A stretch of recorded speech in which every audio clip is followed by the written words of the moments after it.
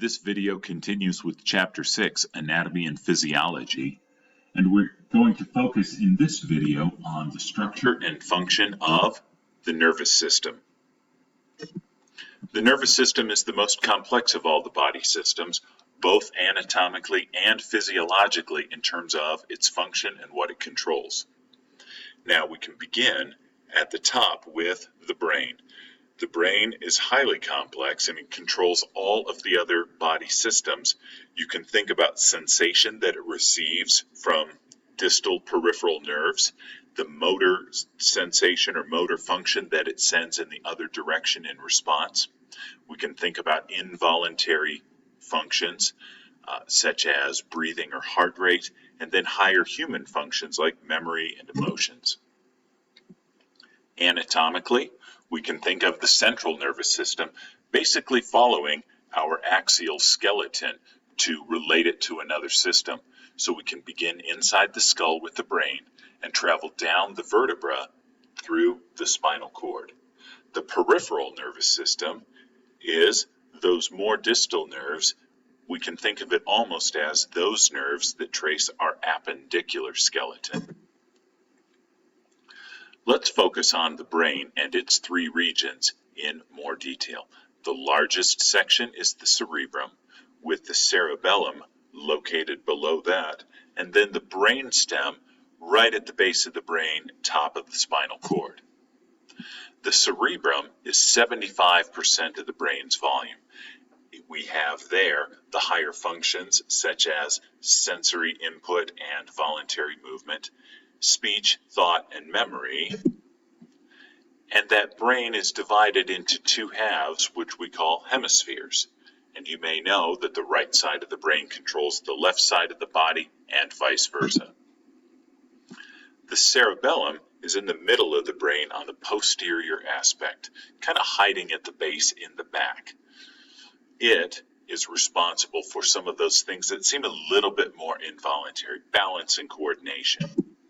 And then the brain stem is at the bottom of the cerebellum.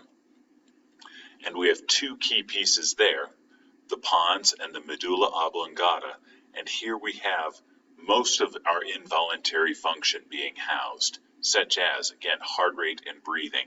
And this is also where the 10 cranial nerves that are tied to much of our sensations, such as smell and hearing and eyesight, originating.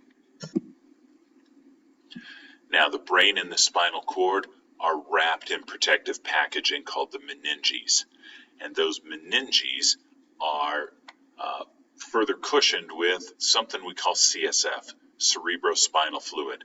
And that CSF will actually circulate a little bit, and that circulation is going to carry some of the metabolic wastes away from the nervous system tissues and help regulate the pH around the brain. We see a couple of key prefixes that we encounter medically. Epi means outer, so we have the epidura, and then the dura mater, and then the subdural space if we look at the particular structures of the meninges. Now, the spinal cord extends down through the vertebrae, coming out of the brain at the base of the skull in the foramen magnum, and then will travel inside, is protected inside the vertebrae through the spine all the way to the lower back. It still is wrapped in 3 layers of meninges and cushioned with CSF. We have the cauda equina at the very end of the spinal cord, and that in Latin means horse's tail. That's where nerve fibers will fan out and continue to some of our distal appendages. Now we move to the peripheral nervous system, and those are the nerves that attach to the spinal cord from most of our thoracic and abdominal areas and our upper and lower extremities. Neurons are the basic functional unit of the nervous system. They are nervous system cells. When we think about what those neurons do, they can be sensory,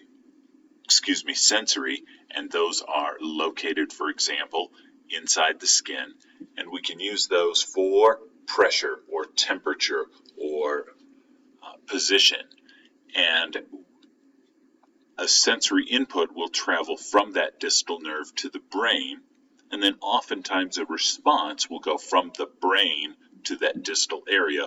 Those are the motor instructions, and those nerves are not embedded in the skin, but they're embedded in muscle tissue to help activate them.